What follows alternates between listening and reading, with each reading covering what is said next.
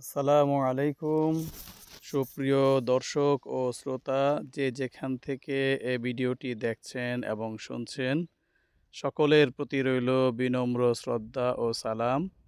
আমি HMM কামাল উদ্দিন এ সময়ে অবস্থান করছি মগারদিয়া কবরস্থানে।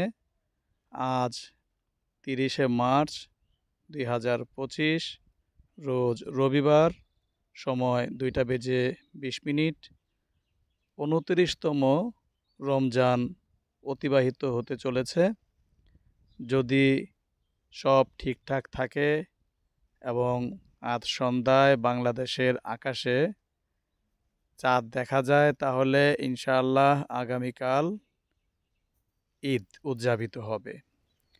পবিত্র ঈদুল ফিতর উপলক্ষে মগারদিয়া ঈদগাহ মাঠে ঈদের একটি মাত্র জামাত অনুষ্ঠিত হবে সকাল 8টায়। ঈদগাহ মাঠের সাথেই লাগোয়া এই কবরস্থানটির এই ফটক দিয়েই মূলত ঈদগাহে প্রবেশ করতে হয়।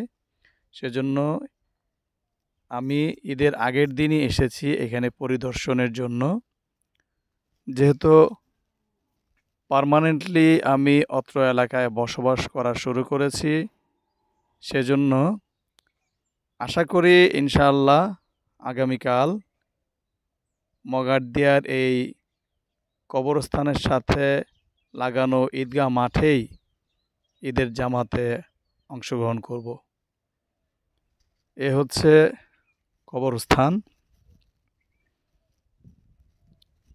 এখানকার একজন প্রবীণ ব্যক্তিত্বের সঙ্গে একটু আগেই আমার কথা হয়েছে। তিনি জানিয়েছেন এই কবরস্থানটি 100 বছরেরও বেশি সময় ধরে এখানে মানুষকে কবরস্থ করা হচ্ছে।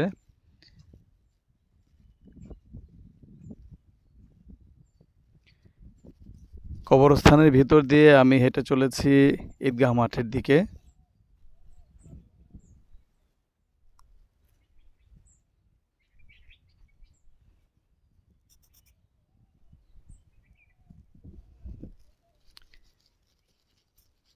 এই হচ্ছে ঈদগাহ মাঠের যে প্যান্ডেল, বাঁশ দিয়ে ঘেরা হচ্ছে।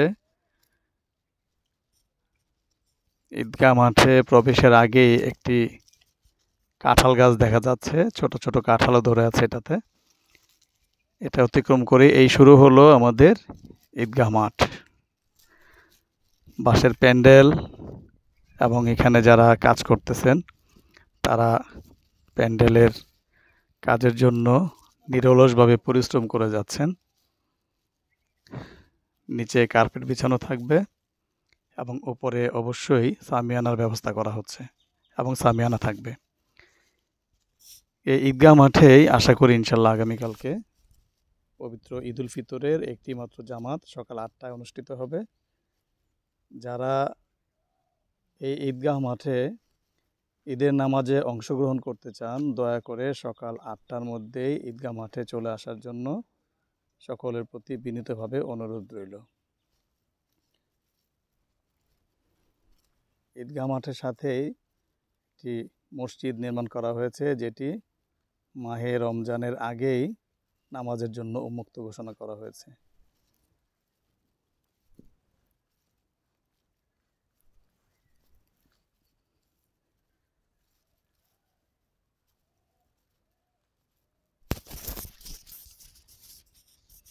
মূলত এখান থেকেই ইমাম সাহেব ঈদের জামাতের ইমামতি পরিচালনা করবেন। যতদূর জানা আছে যে মগারদিয়া কেন্দ্রীয় মসজিদের সম্মানিত খতিব সাহেবই ঈদের জামাতের ইমামতি করবেন।